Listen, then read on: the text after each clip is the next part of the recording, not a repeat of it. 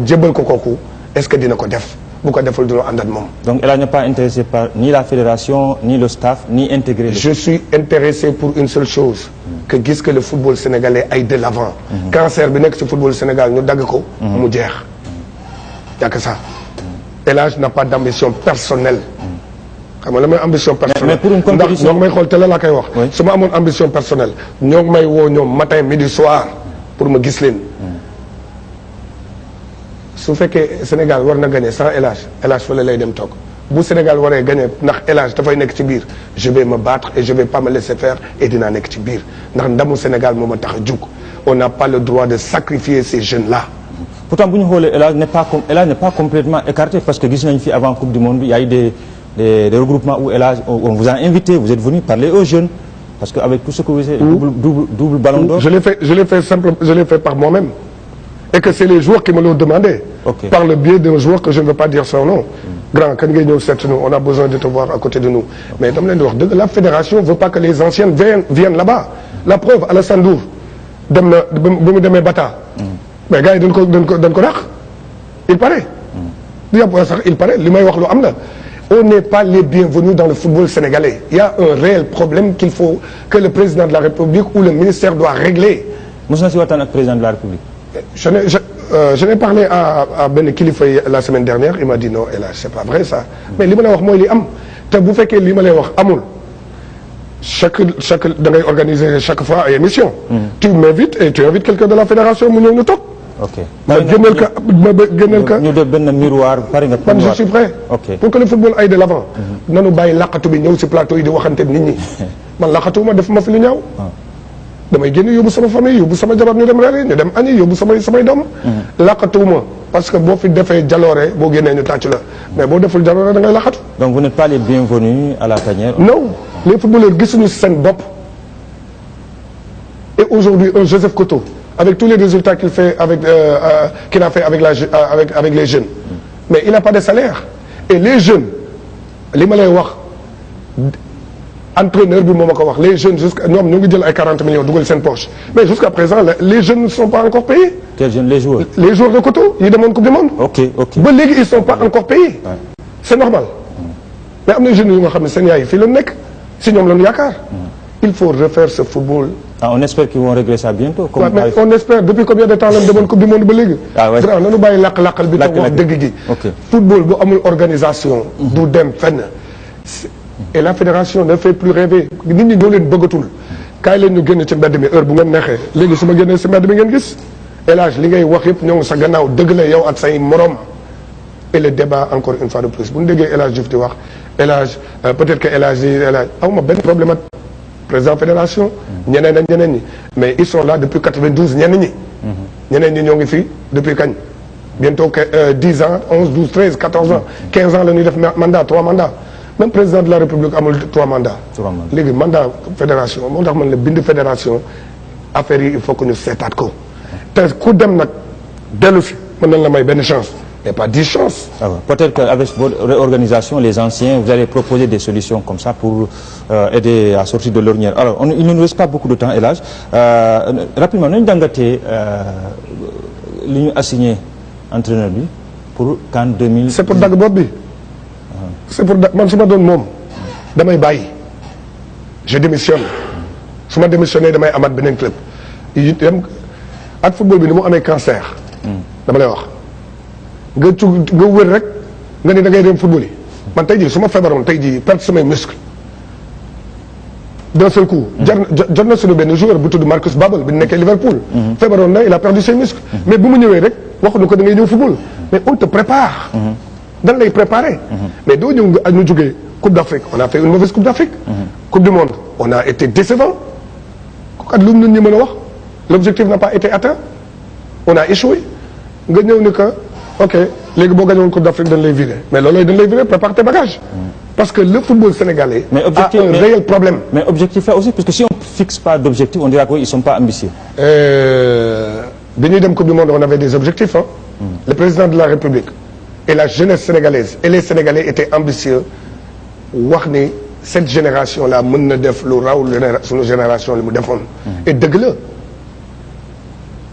la mais lu tax defuñu ko parce qu'on a sacrifié des jeunes. Ces jeunes-là, avec un entraîneur, avec un très bon entraîneur, ils passent. Avec un très bon tacticien, un entraîneur, un management, un bon management, ces jeunes-là, ils passent. Ok léegi ci tanière bi am na beneen problème boo xam ne dañ koy soulever El Hadj c'est la double casquette de Lamine Diatta que vous connaissez, vous avez joué avec lui. Il y en a qui disent que oui, il est coordonnateur de l'équipe, en même temps il est manager, agent de joueur, que ça gêne. Il y a conflit d'intérêt. Pour ne pas dire de non, xëy na nit ñi dañuy yab Lamine rek. Mais c'est pas du Lamine man xam naa ko bu baax on a joué Lamine maa ko téye loxoom indi ko ni ko ñëwul Sénégal xam naa ko bu baax ay parents am papa yaay laa leen di woowee yaayam ju baax ji maa ngi koy yàlla na ko yàlla yërëm. Le vrai problème kooku détail la de parler de Lamine Diatta c'est un détail Lamine Diatta du moom mooy dugal joueur yi ci biir. Lamine dañ ko woo ne que kaay nga def lii loolu la def. Mais le vrai problème mais fédération am na ñu nekk ci biir. Mais amoon na le président de la fédération était l'agent de Bayal Sall il y a un moment donné. non loolu était pas. non dama lay wax rek. mais loolu mosuma ko wax. c'est que le vrai problème. c'est que ñoom seen ay deal la ñu nekk ci biir fédération. mais Adama dama lay jox benn kii bu tuuti. bu ma lay wax tey jii nii ba nga xam ne man maa la ko may taw dama lay jox numéro président CAF. nga jox ko nga woo ko bu ñuy organiser Ballon d'Or bi fii. xam nga ren fii leen koy organiser. janvier man maa tax at sama yàlla man at sama bakkan moo tax. man maa dem seeti Ahmed si néegam. ma ne ko mais président pourquoi on l'organise à chaque fois dans les pays anglophones. mais venez au Sénégal on peut le faire à Gorée man maa ni ko dans la maison des esclaves. maa ngi ko waxoon. mu ni ma El Hadj c'est pertinent li nga may wax. pays de la Teranga. ma ni ko pays de la Teranga man maa ko wax. Ahmed ñëw seet si président waxtaan seet président fédération et ils vont le faire ici est-ce que wax nañ ko benn yoon. et bi président ñëwee fii Ahmed. on a mangé à l'embarcadère. ñoom damay woo Ahmed mu ma fekk ma embarcadère seen kanam la ko wax ni leen suivez bien ce jeune là il a des idées pertinentes Sayer Seck ni ko El Hadj il a que des idées pertinentes xam nga lan laa ko tontu.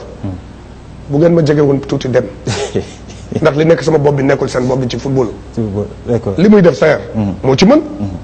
affaire u jën moo ci mën mais nangul dan ko affaire business macha allah mais nangul dan ko mais nag dañu ñëw bu ñu bëggee dem. ñun xam nañu yoon bi. voilà léegi 5 minutes ñu fini ñaari point laa bëggoon ñu terminer ci loolu benn bi mooy Sadio Mané on parle trop de ce jeu parfois il est critiqué parce qu'il y en a qui disent il est bon en club mais méconnaissable en équipe nationale. en tant que parce qu'on compare souvent Sadio Mané à El Hadj Diouf.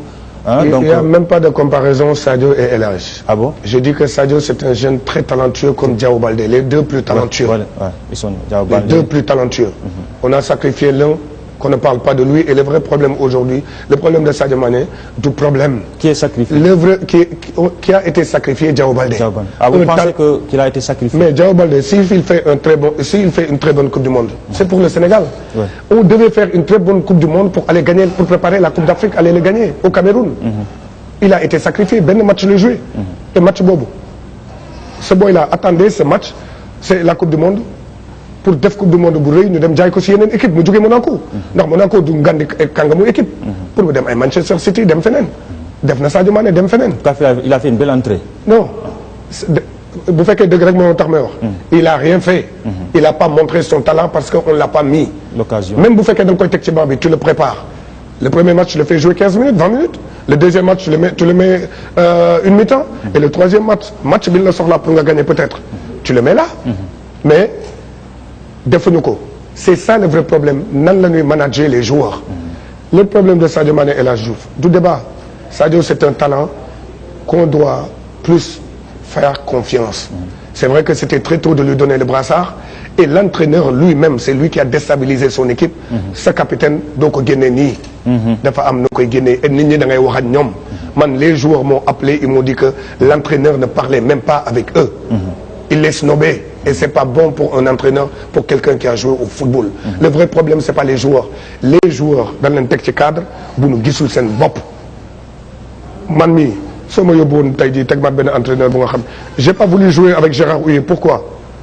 Parce que on s'entendait pas.